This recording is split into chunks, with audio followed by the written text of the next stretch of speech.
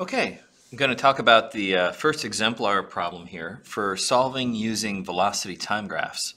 Velocity time graphs are another way of solving problems besides using the formulas for the unit. You say sometimes you'll want to solve using formulas. In fact, usually I use formulas to solve. But if they give me the graph, then using VT graphs is really the best and quickest way of solving. And we'll sometimes give you situations where we give you the velocity time graph. Besides that, it's also just interesting, and if you can explain a problem multiple different ways or solve it multiple different ways, it shows that you have a more full understanding of the problem. And that's what we're after here. So we're going to try solving using a VT graph. Here's our first exemplar. Says if a toy car goes from 15 meters per second to 3 meters per second with a constant acceleration and displacement of 36 meters, how much time does it take and what was the acceleration? So I might start with saying, hey, I can draw the VT graph for this. We know it goes from 15 meters per second to 3 meters per second. So our starting velocity here is 15 and our ending velocity is 3 meters per second. Now it says that we have a constant acceleration. And acceleration on a velocity time graph is the slope. So that means we've got a constant slope on this graph. It's a straight line graph. In this course, all of our VT graphs will be straight lines because we're using only constant accelerations. So if I go from 15 to 3, so I'm going to start at 15, end at 3, it'll look like this. Okay, and that's the graph. All right. So we have the VT graph. Now the question is, can we use this to solve? They want us to find the time it takes and the acceleration. And you say, well, there are two main kind of operations that we do with velocity time graphs. The first one is that we know the slope of the velocity time graph is the acceleration. So we can calculate accelerations using rise over run, calculating the slope. The other special thing that we know about velocity time graphs is that the area under the graph or under the curve, the area between the line on the graph and the time axis, that area has a special meaning. It's the displacement of the object. So in this problem, they gave me the displacement here to help me solve, right? So I'm going to use that to help solve the problem. So displacement, again, on a velocity time graph is the area between the line and the time axis. I'm going to go ahead and mark that out here. I'm going to go ahead and indicate that. And I realized that, hey, what shape is this? It's not a triangle, it's actually a trapezoid. You see that I've got this,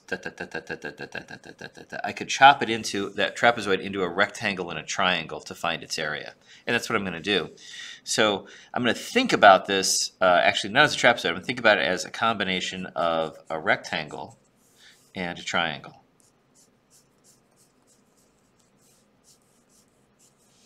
Okay, so I might say, hey look, I know that displacement is the area. So that would be the rectangle plus the triangle. Okay. How do I find areas of rectangles and triangles? Well, the rectangle is the base times the height, and the triangle is going to be 1/2 the base times the height of the triangle, right? And you say, well, what is the base of this rectangle? I know my displacement needs to add up to be 36 meters. And you say, well, that base, you say, well, that's this. I don't know how long that is. So what we're going to do is we're going to invent a variable, assign a variable to this value here. Let's say that that time is, I'm just going to call it, I could just call it t, but I want to be a little more specific. I might call it tc, like say for the critical time we're trying to find, t sub c. Anyway, so my base is tc. What's the height of my rectangle? Well, that's just this 3 meters per second here. So it's going to be 3 times tc. And then my area of my triangle is 1/2 the base times the height. Well, the base of the triangle is the same as the base of the rectangle in this case. So that's going to be tc again.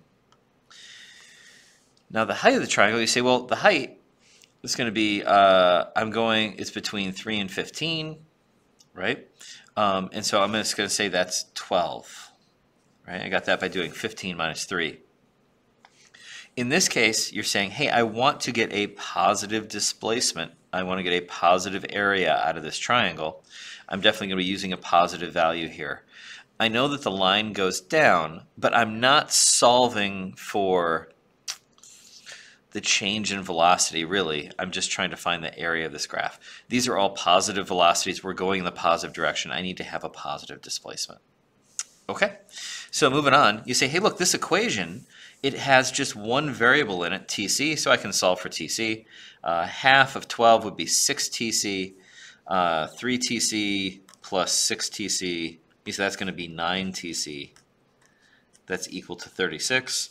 So dividing both sides by 9, we get that we have 36 over 9, or 4 meters. It's 4 seconds, sorry. I forgot what I was solving for. 4 seconds. Taking meters, what I'm taking here is I'm taking that displacement in meters and dividing by meters per second, which was my rise. And now just give me seconds. Okay, so 4 seconds is my answer.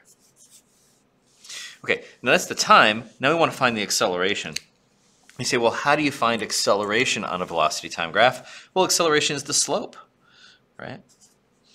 So I might just say, okay, well, my slope is rise over run. Slope is the acceleration. And again, to do this, I find a slope. I take 2 points on the line. I really only know these 2 points, so the start and the end of the segment, so I'm going to use those. This point, if I had to give it coordinates, right, it would be 0, 15, and this would be TC, 3. And so you say, hey, my rise, that's going to be final minus initial, right? This one, I really do care about the direction we're going. We're going in the negative direction. I'm sorry. My rise, I'm losing, I'm subtracting off velocity. I have a negative 12 meters per second is my rise. And my run here is going to be, well, that's just TC. We say, well, wait a minute, TC, we solved for that down here. So if I took this value and substitute it in there, now I can solve for that acceleration. It's going to be negative 12 over that 4 seconds that we got for TC. You say, oh, my acceleration is going to be negative 3 meters per second, right? And that's my problem, all right? So we ended up, if I had started trying to find the acceleration, I would have realized, oh, I don't have the time. I don't have what I need to find acceleration. I'd have to find the time first. And the other relationship we have is areas being displacement. So we end up using both of those special things we know about VT graphs, slopes and areas, to solve this problem.